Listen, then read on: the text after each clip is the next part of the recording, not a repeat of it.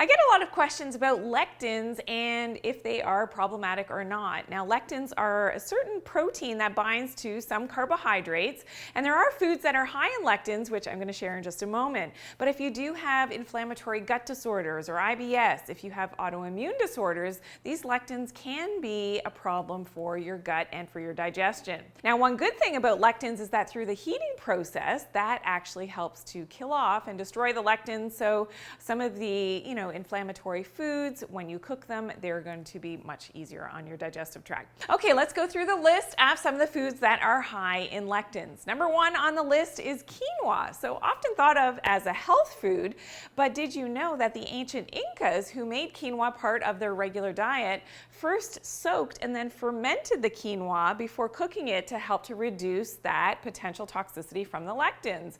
And this is something that I don't think most of us do when we prepare our quinoa. Okay, number two on the list of foods high in lectins is raw peanuts and cashews. Now, peanut butter is probably okay, cashew butter may be okay, and I have issues with cashews. It's not one of the things that I choose to eat.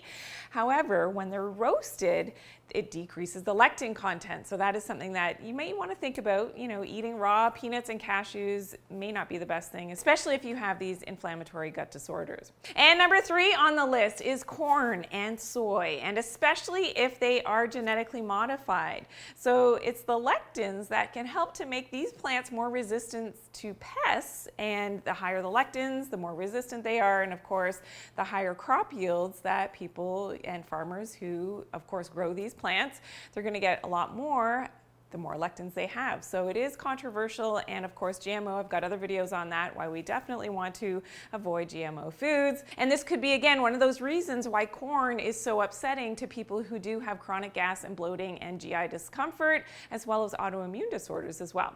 Okay, number four on the list, foods high in lectins, the nightshade family of vegetables. So this includes peppers, eggplant, tomatoes, potatoes, especially the seeds and the peels of tomatoes are especially bad and high in lectins.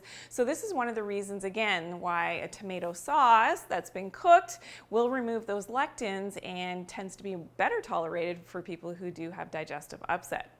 Now, for other foods you thought were healthy but actually aren't, please check out my video, 5 Healthy Foods That Are Actually Unhealthy. I'll see you there.